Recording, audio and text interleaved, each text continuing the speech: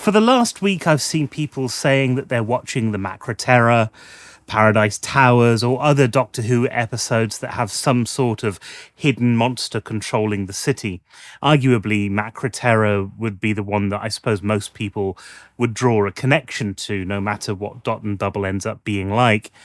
From the trailers, it looks like we're about to see another Dr. Light episode. And this time, giant arthropods controlling a population that is blinded by, well, we should really call it social media, shouldn't we? But was this a classic retelling of an even more classic tale, or did this episode fail to deliver on its promise?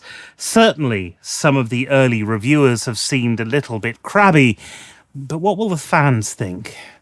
Now, look, before we continue, I should say this video is going to contain spoilers, but if that doesn't bother you at all, why not join me as we go beyond the sofa?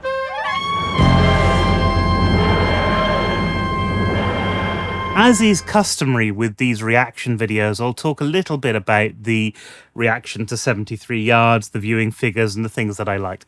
And if that's not what you're here for, well, that's fine. And if not, then skip ahead to the actual reaction. I'll make sure that there's a chapter marker available for you. It's been a really interesting week in terms of Doctor Who. Oh, I should say, the official BBC Doctor Who Twitter channel, and in fact their Instagram account, put up some of my artwork this week, so it's been a little bit of a win for me as well. I did get a notification that said that Russell T Davies had looked at it and liked it, but I can't be sure that he just didn't automatically do that because it's connected with Doctor Who. I don't really expect people to like my art. I mean, I'm very flattered that they do, but being featured in something like that is a little bit of a coup, let's face it.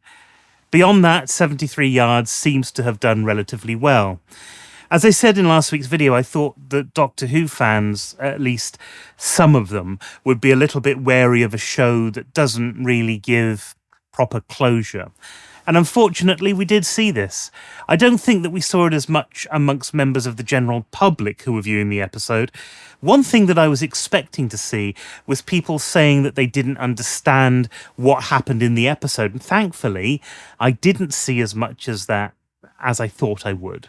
And those people who aren't massive fans of Doctor Who but just tuned in, well, they seem to understand what was going on.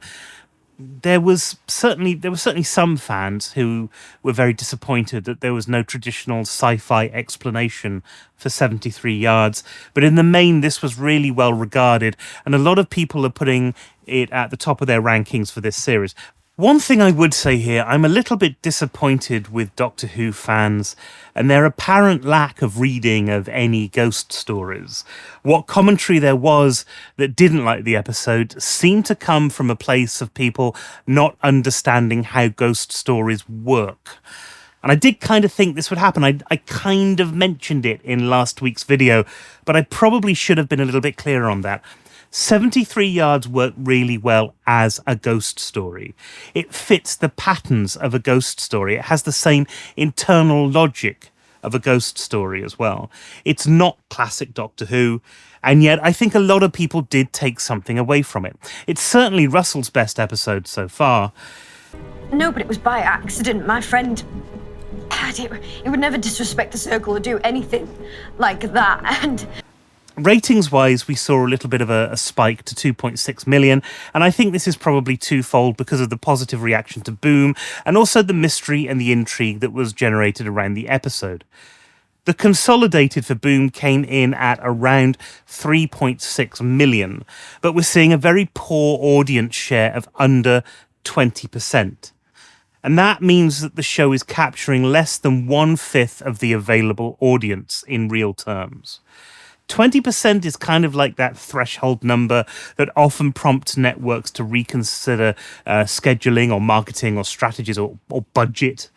And in those respects, the current viewing figures do not look good at all. But if the rest of the series can perform better and it starts to get a better audience share, then things might be different. All of this needs to have the caveat that I give every week, that we don't know what metrics the BBC is using in order to determine the success of the series. And when all of that said, let's get ready to bubble. Dot and Bubble originally had some very strange reviews, and having seen the episode now, I think I know why. It's not that it's a bad story. In fact, if anything, it's quite strong through most of the episode anyway. It's just that the closing minutes where you think, that thing should have been absolutely joyous, they're brought down by the subject matter. And it's pretty much the only thing that anybody's talking about. And I'm sure that was the point of writing it. I could take you all. I could carry you to the stars. I could find you a home that is safe and clean and everything you want. The problem is, it felt like it was missing something. And right now, I can't even put my finger on what that was. I think I probably need to rewatch it another couple of times just to really let it sink in. I will say, I think that Ncuti gave that moment more heart and more gravitas that was actually present in the script. And perhaps that's what's not sitting right with me, because his performance at that moment was absolutely phenomenal. I think those of us caught up in that story were right there with him when that moment happened. Anyway, let's go back a bit and let's talk about the episode as a whole. We open in Fine Time, where we first get introduced to Lindy, a character who is typical of the particular setting that we find ourselves in. If anything, she is typical of the social media generation. Every character that we see in Fine Time spends their whole day in a literal bubble where they only interact with the things that they want. And as the story progresses, we learn that these are children of very rich families who've sent them to Fine Time because it's what they do. And obviously, there's a massive amount of social commentary that's going on in this episode. I suppose the problem is that until you get to the end, you're really not too sure what the episode is meant to be saying. Is this about rich kids? Is it about social exclusion? Is it about our own failure to look at the bigger picture? In many respects, Dot and Bubble is all of those things and none of them at the same time. It doesn't really have a stance on those social issues, but it kind of pretends to as the episode progresses. Lindy first encounters the Doctor and Ruby as they force their way into her bubble, her private space. They convince her to look around the room that she's in, a room where she expects to see people that she knows. Instead, she finds what can only be described as a giant slug eating one of her colleagues. And this is actually one of the things that I didn't quite like about the episode. Because at this point, the Doctor convinces Lindy that she needs to walk away from the creature. And that's something that she's not able to do because she's not used to walking without an arrow in front of her telling her which direction to go. Something about that didn't quite sit right with me at all. You might get disorientated if things around you aren't what you thought they are. But the ability to put one foot in front of another and fall in the right direction doesn't tend to be affected by that. It's not like the sort of disorientation that you'd have if you were on a ship, for example, where the rocking of the boat and the stabilization of the ground beneath your feet is altering minute by minute. From a story point of view, I understand that we need to get her back in that bubble so that she can have more of an interaction with the Doctor and Ruby. Unfortunately, this whole bit, this moment, just didn't ring true to me, and that's something that took me out of the episode. I'm not sure how you'd quite go about fixing that inconsistency, but it was something that annoyed me in a show that was otherwise very well constructed. The other moment, there's one bit where Lindy is trying to go into an elevator and there's a giant slug in front of her. And in that moment, we see the bubble change to reveal the slug in front of her, something which she didn't seem to be able to do when she was sat at the desk a few moments earlier. Again, I get it. It allows the Doctor and Ruby to see the slug. It allows the audience to experience that moment in a more immersive way. Unfortunately, again, this felt like something that wasn't really set up as well as it could have been. And it left me thinking, I didn't know it could do that. Why didn't it do that earlier? Anyway, she finally escapes the building and there's a conversation between her and her friends where the Doctor says he's going to get her out. Now, because she was pulled away from her desk too early, her device runs out of battery and she is on her own. Luckily for her, she runs into Ricky trending on Twitter, who happens to be her favourite influencer of all time. And Ricky is an interesting character. He's basically there because the Doctor isn't.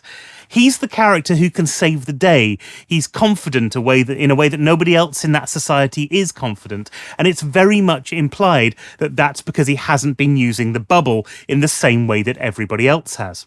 You're Ricky September. Yep, every day, but we do have to get moving. I tried to warn people on my videos, but they kept getting deleted. In fact, both the Doctor and Ruby seem to have something of a crush on this character as well. It makes sense to me that you need somebody like that in the story. We've already established that Lindy isn't capable of doing things on her own. She needs somebody to help her. That it's somebody that she's clearly interested in bridges the gap that allows her to trust him quickly. It kind of makes sense from a narrative point of view. But there's something about Ricky that I don't like. I'm not entirely sure what that is either. Perhaps it's because he's too aware of what's going on. Perhaps it's because he's too much like the Doctor should be. I half expected some sort of perception filter to go down and it to be the Doctor all along. Anyway, they make it down to the place that they need to be, only for it to turn out that the dot itself is the thing that's created these creatures in order to get rid of all of these kids. And quite honestly, after spending half an hour with them, at this point, I don't blame it. These characters, they are the cheesiest stereotypes of entitled teenagers that I think I've seen. Clearly, that's meant to be part of the social commentary, but it doesn't make spending time in their presence any more easier. There's some nice moments around this section, one of which is seeing the kids being eaten by the slugs from within the bubble. And a lot of this episode reminded me of the Macra Terra, even though that was a much more straightforward monsters in the city story. The allusion to that and seeing kids being pulled away from their screens, that worked really well for me. And it should be said, amongst all of this mess of a review that I'm giving, and this is a bit of a mess of a review, I'm afraid, the lead actors in this were actually very, very good, and they don't deserve the hate that their characters are going to get on Twitter. What's quite interesting about this, and I hadn't really thought about it until now, was how the episode allowed you to root for this character. It really made you buy into this character and like who this character was before pulling the rug out from under your feet. But I think the main problem with that, and why it didn't quite work for me in the long run, was the way that Ricky September was treated. So the Doctor figures out that the dot is killing people, and it's doing it in alphabetical order. When the dot is about to attack Lindy, she tells it that Ricky September's real name begins with a C, essentially saying that he should die first. And the dot attacks, and it kills him, allowing Lindy to escape. And this is where it starts to go wrong for me. It's almost as if we're watching a murder mystery and they've revealed who the killer is just a little bit too early. For the rest of the episode, we know Lindy is not a good person.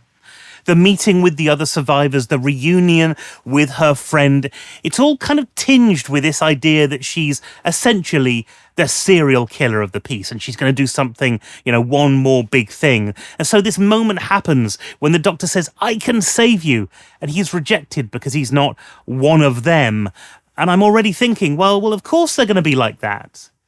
The interesting thing from a writing point of view is that you would usually do this.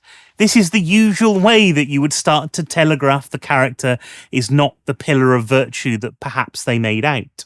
It works in those instances, I think, because of the great betrayal that is felt when the Doctor is rejected. And I think that betrayal is actually felt by the audience as much as it is the character of the Doctor. You almost don't want to see that coming. It's like the great reveals of cinematic history, Planet of the Apes or The Sixth Sense. And if you haven't seen those, I won't spoil them for you. But they've gone down in history as being shocking moments of cinema. And the reason is you just don't expect it's coming. Once Lindy makes that decision to allow Ricky to die, you know, at least subconsciously, that something else is about to happen. And then you have this big reveal that they didn't want to go with the Doctor because he's not one of them. And it's kind of left somewhat ambiguous of what they mean. Is it a class thing? Is it because they're not from Fine Time? Is it because of race? If anything, I think this is where some of the reviewers are right in saying that the writing isn't quite as clever as it thinks it is, because it does telegraph the fact that this is actually about race quite clearly. What happens, though, is that you get an amazing performance from Ncuti. It's a real shame that we don't focus just a little bit on Millie at this point as well, because what she's doing with Ruby, trying to support the Doctor and not knowing what to do, not being able to be there for him, was actually really strong as well. If you watch it back, watch her reactions when all of this is going on, because it is really very strong in terms of acting. But I can see why we focus on Ncuti. Of course I can. This is a moment for the Doctor. One of the things that I think was missing from the previous era of the series was that they made a Doctor a woman, but they didn't really factor into that in any of the stories. It wasn't important. It didn't have narrative heft. The difference between that and what we're getting in this era is writ large on the screen in this episode. This is the series saying, because of the Doctor's skin colour, there are going to be instances where stories won't turn out the way that they should have done. And it is made abundantly clear that the reason for that is not the fault of the Doctor, but the bigotry of the people around him. I think this is what a lot of the Chibnall era was missing. But enough about that. I'm sure I'll cover it at some point in a video somewhere down the line. I went into Dot and Bubble not really expecting to like it. I thought it was probably going to be a light sci-fi idea, very similar to Macra or Paradise Towers. And in some respects it is, but the underlying narrative of the show is so much broader and more interesting than that. What this means is that we've had 3 good episodes in a row. And I'm not even sure where I'd place this on my list of favourite episodes this season. Each of these episodes have been so different and varied, a real testament to the storytelling power that is available when you've got a series like Doctor Who. And it comes to something when the episode that I thought that I would love the most, The Devil's Cord, is getting pushed further and further down the list by episodes that I didn't think I'd enjoy very much. So there's a lot to process on this one. And I'm not entirely sure that I've got my head around it at the moment. And I suppose this is one of the problems with making videos so close to transition. It's giving me the realization that I'm going to have to go back and revisit all of these episodes again very quickly. Basically because they deserve it, but mostly because I need to sort my head out. That's what I think anyway. Let me know what you think in the comments below. Thank you ever so much for watching. We'll be going rogue next week with a sort of Bridgerton-style journey into the past, by the looks of it. Until then, thank you for coming along. The comments that I've been having on here, they've been fantastic. And we've hit 500 subscribers this week as well. So thank you all for the people who are subscribing and watching and enjoying and commenting and liking and all of those things. Do come along and join me next time we deign to go beyond the sofa. Bye, everybody.